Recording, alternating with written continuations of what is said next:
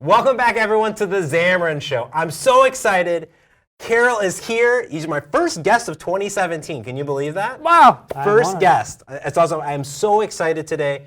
Kirill is here. He's a dev manager on DocumentDB. I love databases. You love databases. Everybody loves databases. And I know very little bit about DocumentDB.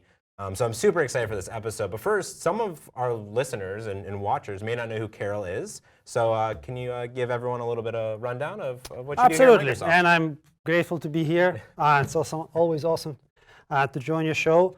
I'm Kirill Gavrylyuk. I worked in Microsoft for some time and a few other places. Some of you may have heard about me from mobile services days. Now I work on Azure DocumentDB. And we have done some cool things together with Xamarin team, and we're excited to show it to you. Yeah. It's love, right? And it's all about love. And the true love must be grounded in few tangible reasons, right? Yeah, if there are no tangible reasons, it wouldn't last. On Xamarin side, we don't even need to talk about it. Those tangible reasons side, it's an awesome platform. Yeah, you're on the Xamarin Show, yes, right? Exactly. On DocumentDB side, there are a few of them. Okay. So DocumentDB is a NoSQL database as a service, right? There are no schema to worry about, no indexes. You just store your data, and we'll walk through these in the demos.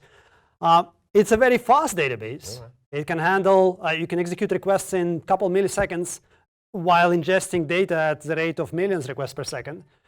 There is no limit. This is NoSQL databases are really good at it.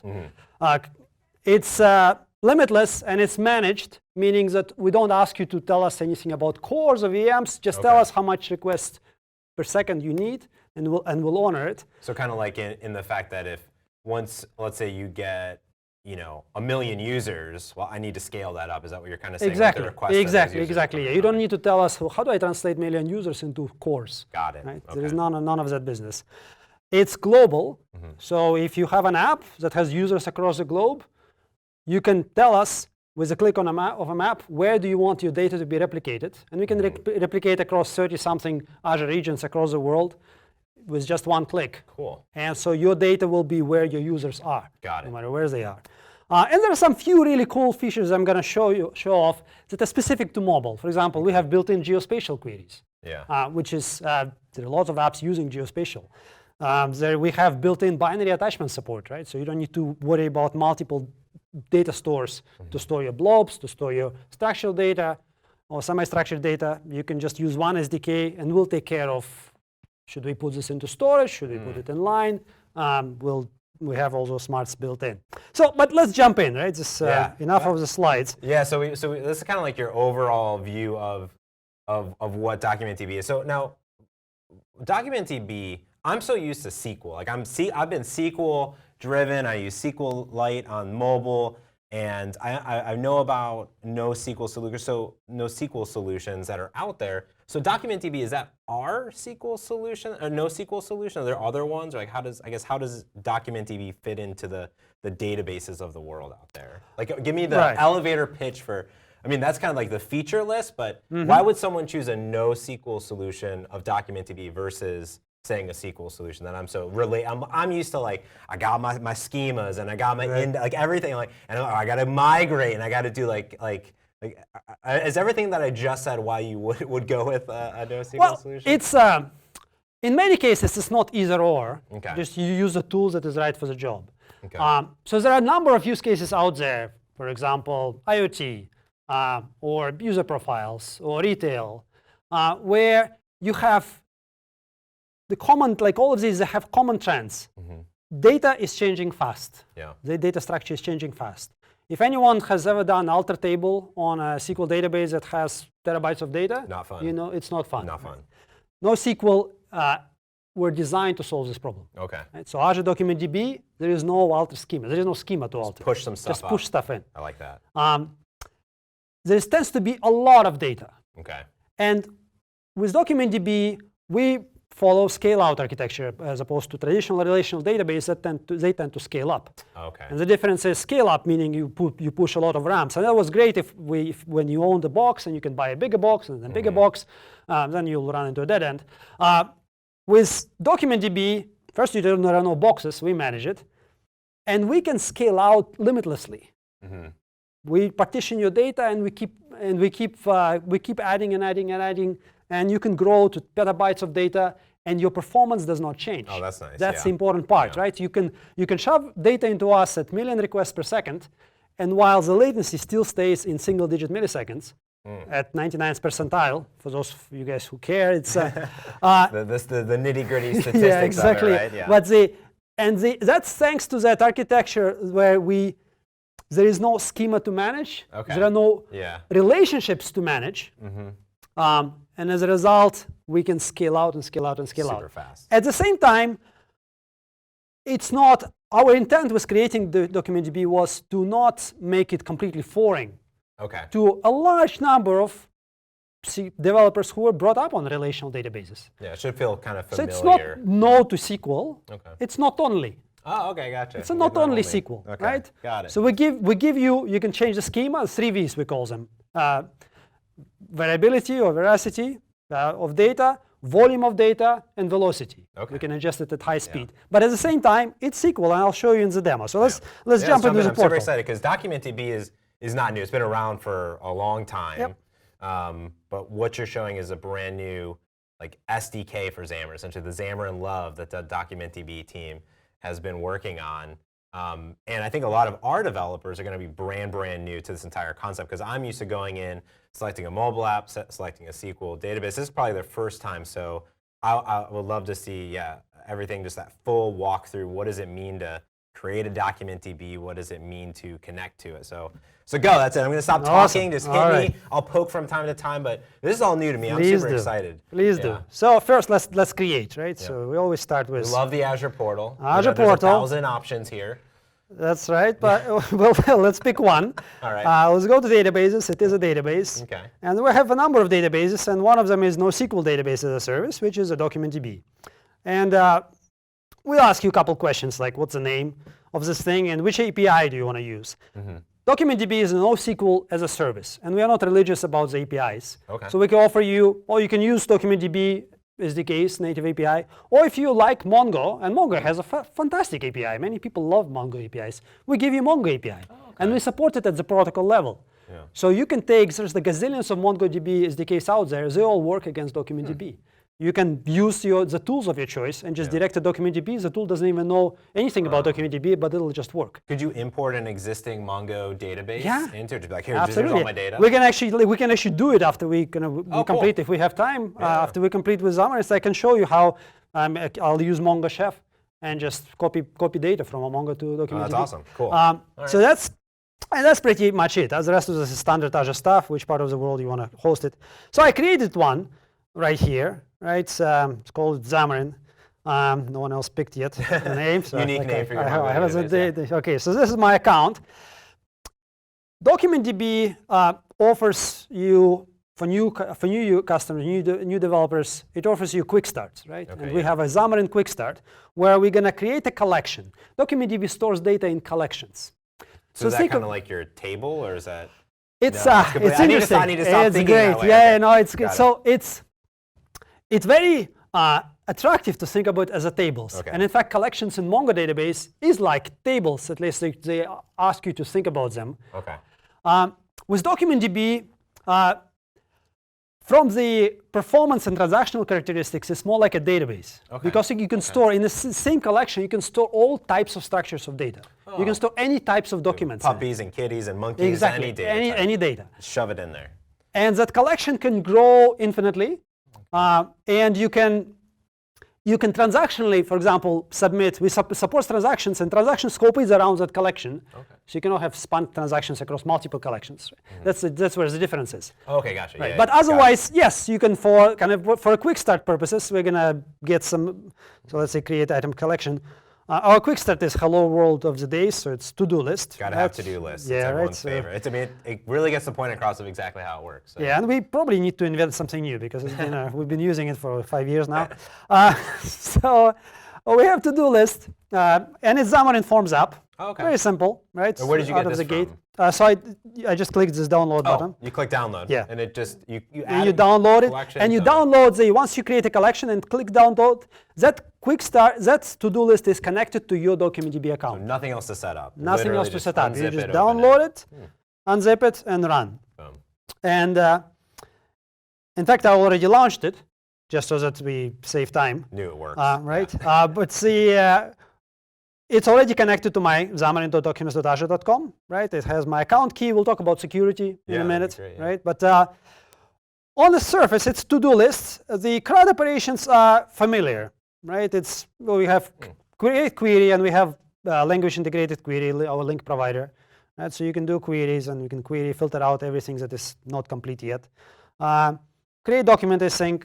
Again, you pass a collection identifier, and you enter a document, etc. So you're creating a document, and a document is an item that you're storing in the collection? Exactly, yes. Okay, so it's like, you're inserting this. So far, nothing tremendously different from what you would expect, right? CRUD operations, That's normal CRUD operation, normal operation. And our data model, since it's C#, we defined a type. You could just shove JSON in it. It doesn't really matter. Yeah. We don't care whether it's typed or not typed. Now let's actually add a document. So let's add a to-do item. Okay.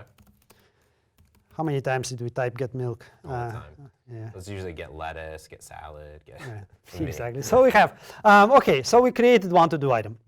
Now, when it becomes interesting is, I want to version my app, right? I may have, now most apps have like 10 versions out there. Right? Yeah. And they all use slightly different data variations. And that's where it gets really hard with SQL, because now you need to think about versioning problems, not only in your client app, but also on the backend. Yeah, exactly. You need to update your backend, make it version friendly. You need to alter the schema, make sure that the schema is right. Clients have the same correct version. They're hitting the right endpoint. It's complicated really So let's quick. add, right here, right, let's add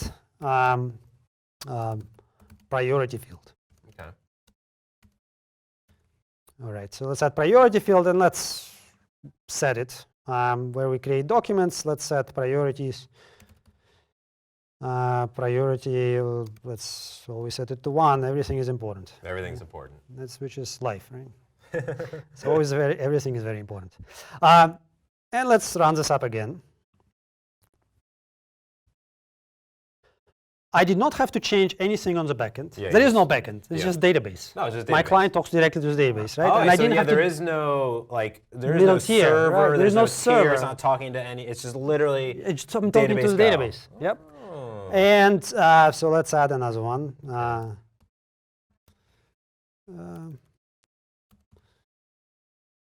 right. Let's go back to our portal. Okay. And we have nice Explorer here, just for debugging purposes. Yep. Right. You can see. So we have our first one was get milk. So that's all fine, right? 3 properties, right? Yep. The second one was from a V2 of our app. Now it has priority. But I did not have to do anything. No changes in this. There is no schema to worry about. Right? There's no middle tier to update. Just the app. Just 2 versions of the app can work simultaneously against the same, and the queries work exactly the same. I do not have to update any indexes. Everything is indexed by default with DocumentDB. And indexes work in terms of path expressions. So whether the particular JSON object has that field or doesn't have that field, doesn't matter. Okay, got it. We'll index if it's there. If it's not there, we'll assume it's not there. Now at this point, the priority doesn't exist, and if I go update it, I could set the priority. You would update the existing one, just like you would expect against. Like you would add the new.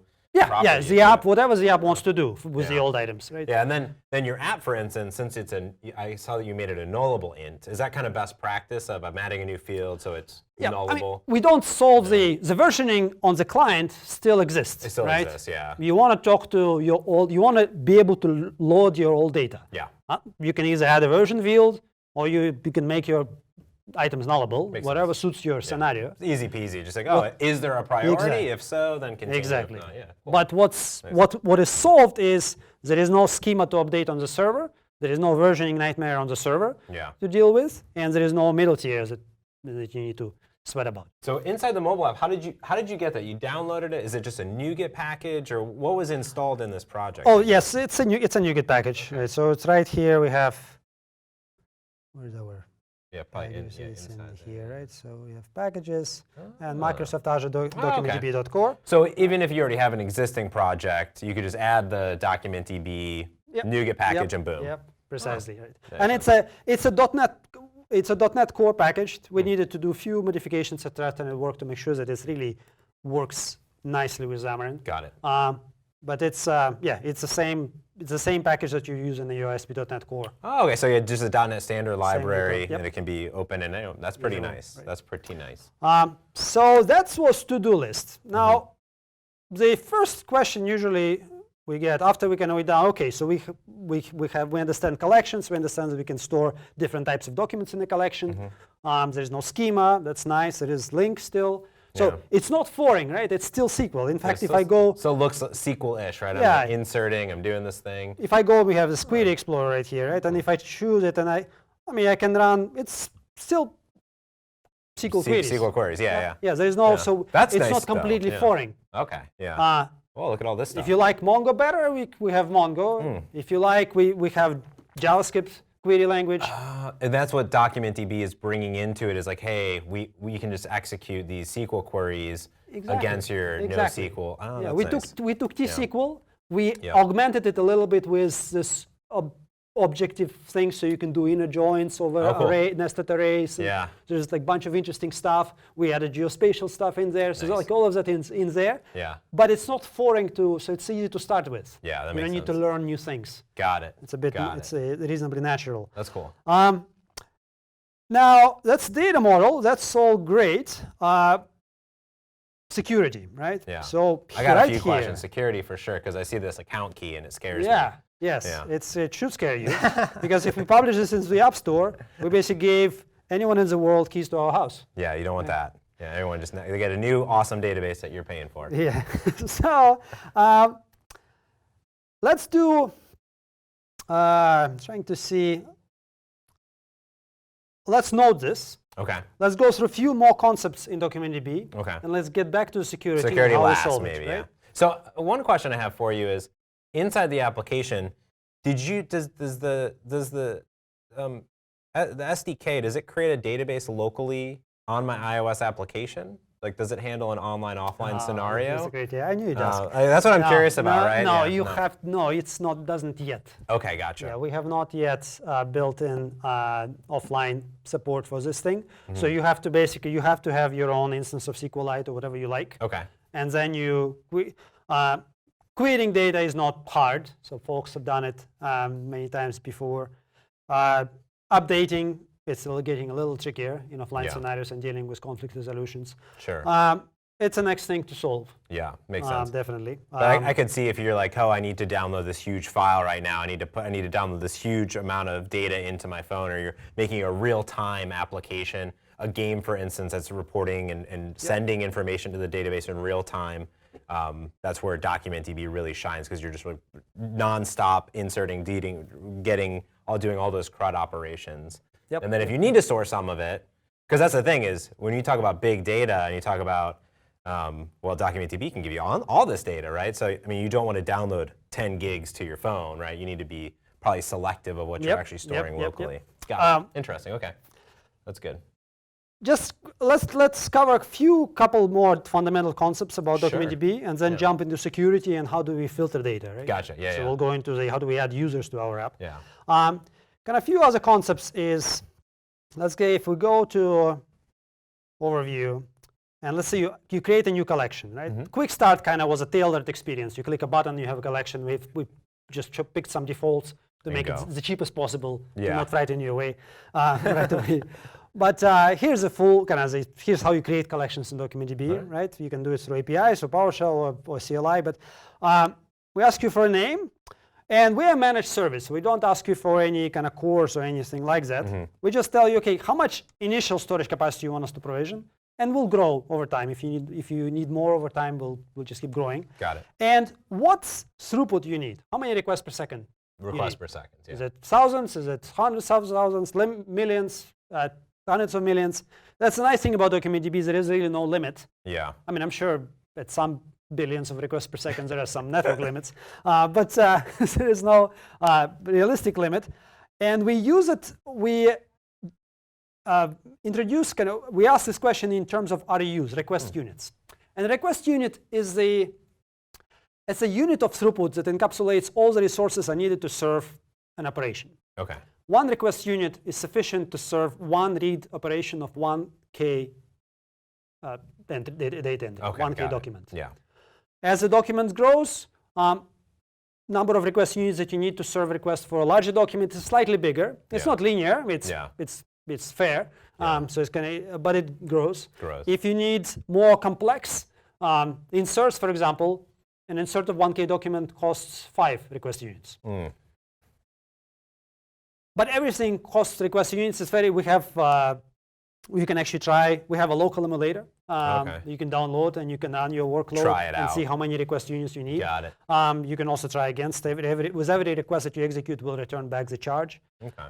So you provision. If you tell us, let's say we have here 10,000, that's 10,000 requests per second. Yes. Yeah. It's a lot. That's a lot, right? That's a lot, so you don't have to start there. Yeah. You can start with 400 is the minimal, and 400 requests per second of 1K documents is still quite a bit. Quite a bit. Yeah, that's a lot. Quite a bit, right? That's 3 cents. Yeah, that's 3 cents per hour. So it's $24 per month. Now, is that the 3 cents per hour? Is that saying if I have 400 requests per second, then it will be 3 cents per hour? Is that like the maximum, or is that let's say no one uses my app for an hour? Is it free?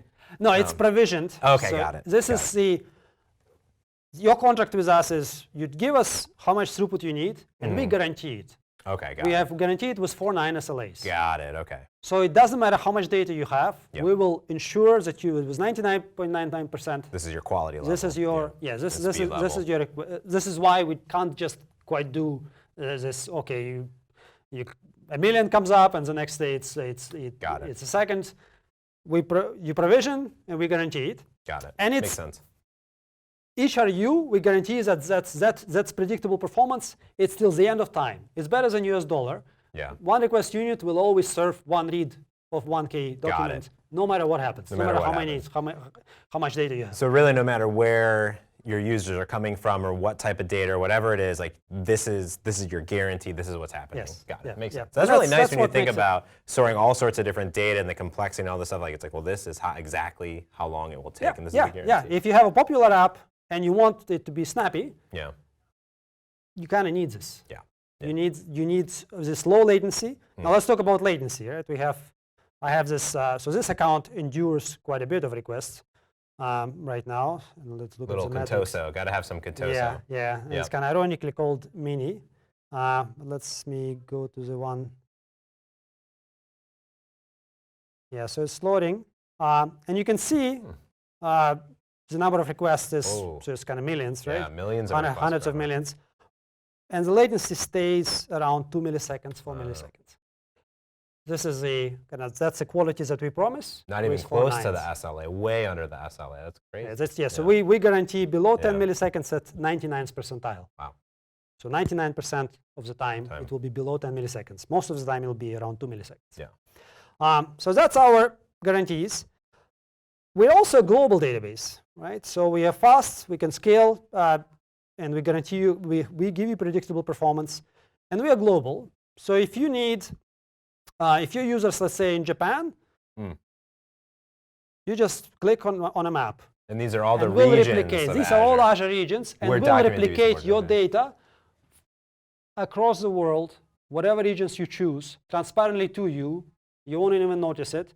And the users will enjoy the same low latency, no matter where they are. Yeah, now if I have a user in Japan, it no longer has to go all the way back to the United States to get the data. Now, is that, when you replicate it, is it replicating it read-only, or is it read-write, or how does DocumentDB handle that type of thing? Yeah. So all these dark blue regions are read regions. Okay. And this is the write region. Got it. Makes sense. Now you can do specify failover properties. So let's say you have a global app and you have users all over the world. Yeah. Now you can follow the sun.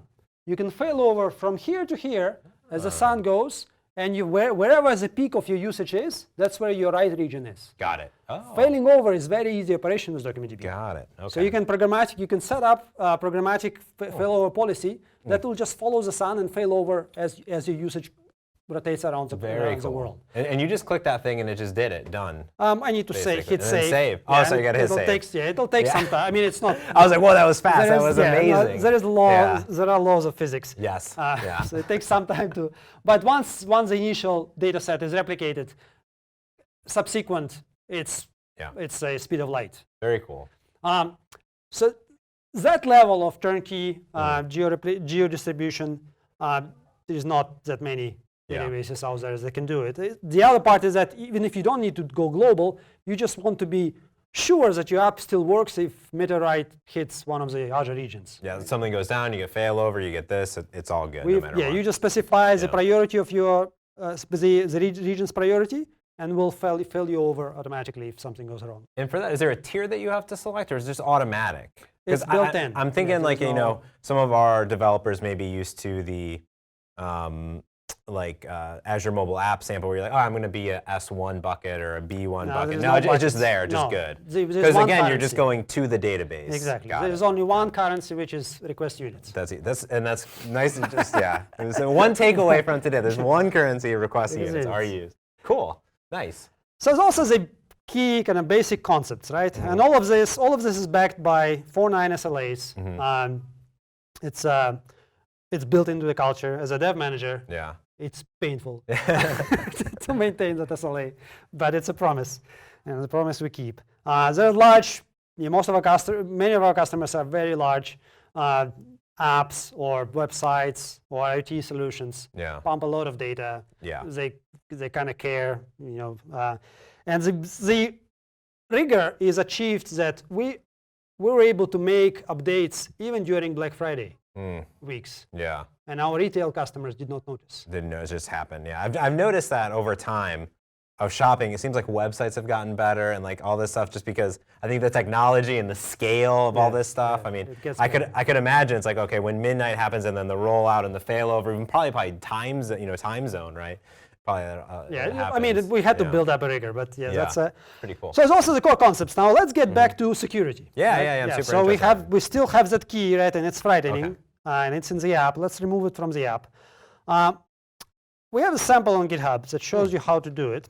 What we want to do is we want to add users to our app, and we want to make sure that the user can only access his to-do items and not someone else's. Right? Very common scenario. Natural desire. So let's go back to our and look at our collections. I created, yes, of course. I created another collection, user items. And the difference is that this collection, once it loads, this collection has a partition key. So there's the other important part that I haven't told you, it's partition keys. When we say that we guarantee you throughput, no matter how much data you have, we ask you for one thing, which is a partition key. We expect that you pick a partition key so that your data is distributed evenly across the value space of partition keys. So in our case, user ID is an actual partition key, right? Because now that we have a partition key, user ID, no matter how many users your app has, we can evenly distribute your requests and evenly distribute data across our physical partitions behind the scenes. We maintain that guarantee of the throughput. If you pick the wrong partition key, no matter how we try, we are not going to give you that throughput that you entered. We only entered the throughput assuming you pick the partition key with even distribution. So user ID is the partition key here. The way what we're going to achieve is, in this demo, is we're going to add users to our app, and we're going to make them log in using Facebook. Standard stuff. You can use Active Directory. It doesn't matter anything. Any of the normal OAuth providers, your own OAuth, for instance. We're going to add one element, which is resource token broker. Now, right now, it's a separate thing that you have to add and host it in an app service or anywhere. You can host it anywhere. What it does is that it authenticates the app using Facebook or any OAuth. And once the user is authenticated, it requests DocumentDB for a resource token for that user.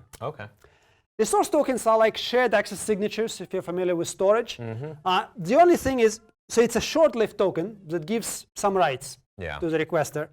The interesting thing about resource tokens is that resource tokens can carry the rights to access to a single document, to all documents within a given partition key, like for all documents for a given user, or entire collection.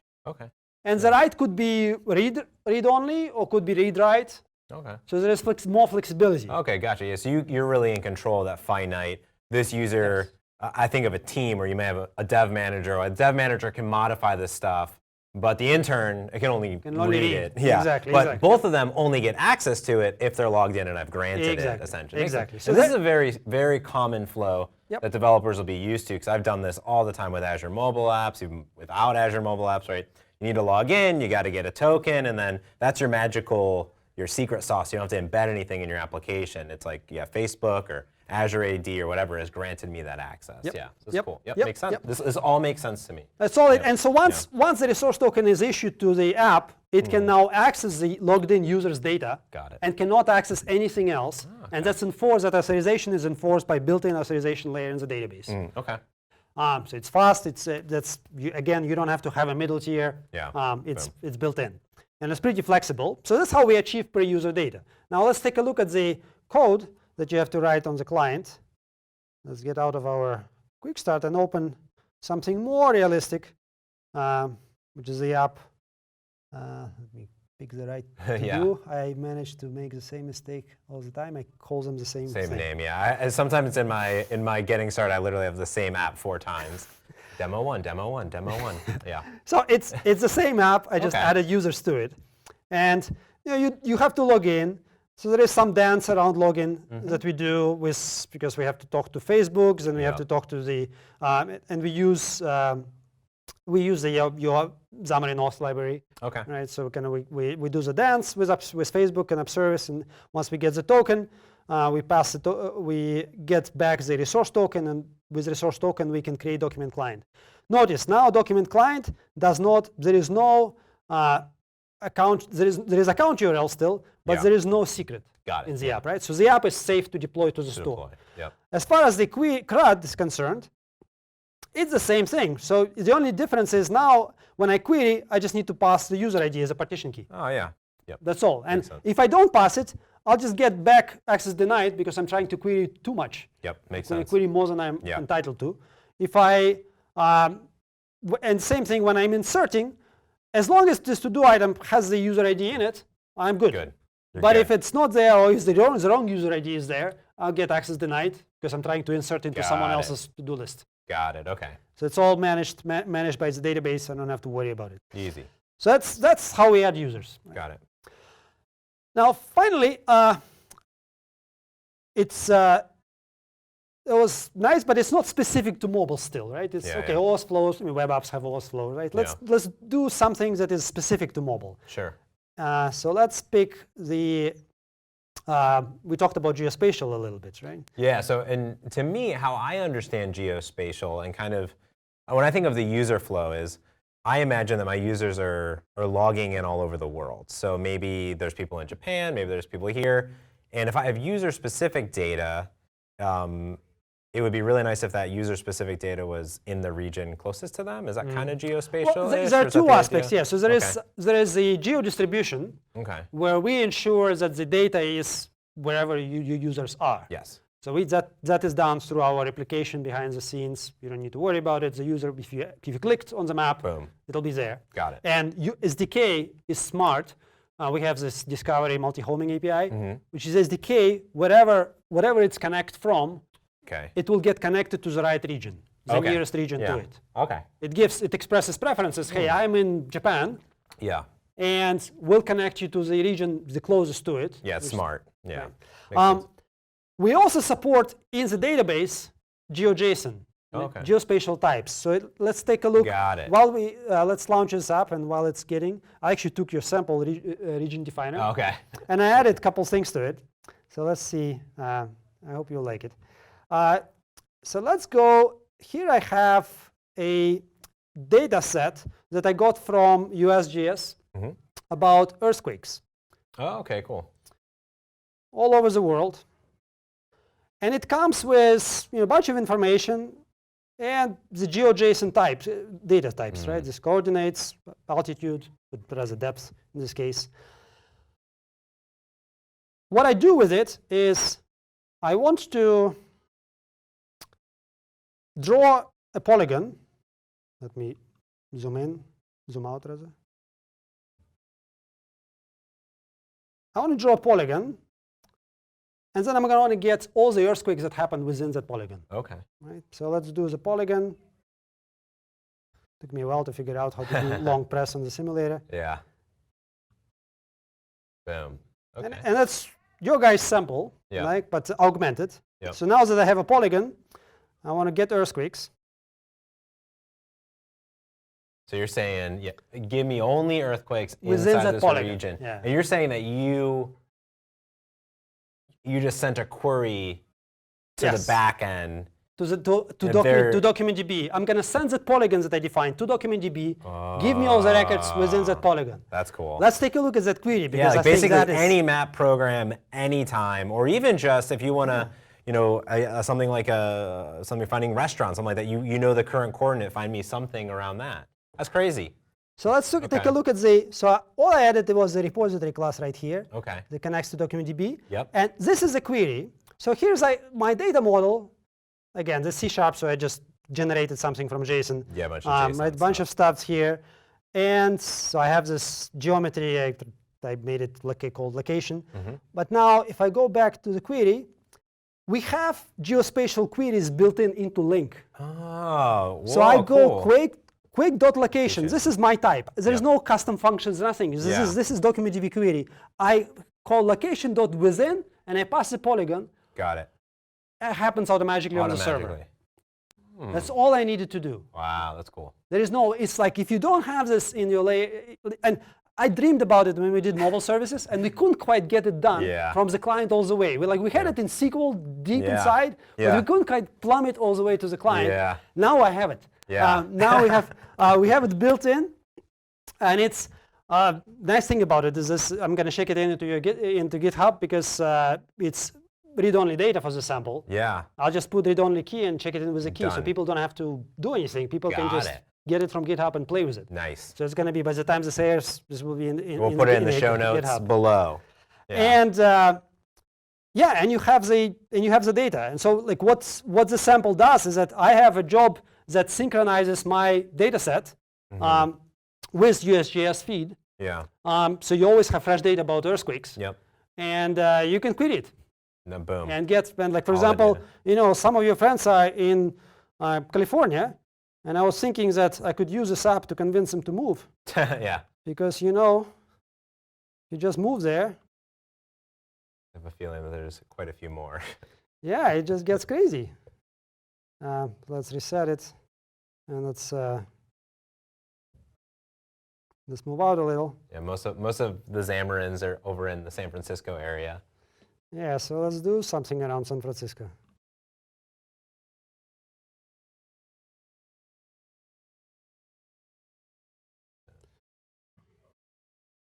How is it going there? We're about to find out. Yeah. Boom. Yeah, a little bit more. They need to move. Yeah. All on a specific line I see there. That's true. Yeah. Yes. So yeah, you can do. There's Very lots of cool. things we can do. There's like Yeah. you should look at the Oklahoma. Yeah. Like all that fracking. It's very interesting. So that's there you go, right? So Yeah. it's a database it's a managed service, super fast, global, geo-distributed. You don't have to worry. A lot of it's done for you. Yeah. And you can connect to it securely directly from the app. Got it. No middle tier required, and has built-in geospatial queries, attachments, everything that mobile developers typically need Yeah. from a data store. So really, That's if why you're- we're so excited about yeah, this. and that link query is just super cool because it feels really natural, right? It's like, oh, within this area or within this certain range Yeah. or wherever I'm at, right? It feels like it belongs. It belongs right there. It makes I want everything to have that in it now. That's really cool. Awesome. So where can people go to learn more? It seems like you have some samples to learn more about DocumentDB and of course to Absolutely, learn yes. about the SDK. So go to the, just look us up using your favorite search engine. Just Google it, yeah, Right. or Bing it, or whatever you want to do. You can see So literally DocumentDB, since it DocumentDB. is our NoSQL solution. It's our NoSQL solution. It's So- right there. You can start. We have a local, very high fidelity local emulator Oh, that you cool. can download and try it. Just try you it don't have locally. To, you don't have to sign up for Azure Mhm. or pay anything. I just play with it. There is documentation right here. There is for large customers. There is TCO analysis comparing to Mongo and Cassandra. If you're familiar with Mongo and Cassandra, think about it as here's a managed database that it scales as well or better as Cassandra, but is as rich as Mongo. Got it. Got it. Yeah. That's kind of how to think about Very it. cool. And you go to documentation. There's all kinds of samples there. Get started. You can look at the different things. You can learn about what is NoSQL, why NoSQL, different scenarios. And then essentially this the Xamarin documentation, since it's the same SDK that .NET Core would be using, you just look at the .NET Core documentation, it's the Same same API. Same API. You're just adding a all the NuGet same. package to your Xamarin application. Exactly. Supports iOS, Android, UWP? Yeah, UWP, so you're Xamarin.forms, all the platforms. Yeah, we don't quite support Xamarin.forms portable. We Okay. support shared libraries. Shared libraries. Yeah, portable is, we're working on it. Working on it, okay. The PCL, the NuGet is not PCL yet. Yeah. I mean, eventually when we all move over to the .NET Standard world, one day we'll get there. But yeah, I do a lot of shared projects myself. I actually got this question recently: is between which one? I like them both, but yeah, sometimes it's easy just to add that, or add the shared project, make a interface, right, and then it's just like a few lines of code, a little shim wrapper around it. Yep. So there's ways to do it. Super simple. Awesome samples. Kirill, this is awesome. This is so cool. I had no idea what you were going to show me. I'm blown away. I love it. Thank you for coming on the Xamarin Show. Thank you so much. Yeah, thank you so much. Awesome. Until next time, I'm James Montemagno, and this has been the Xamarin Show.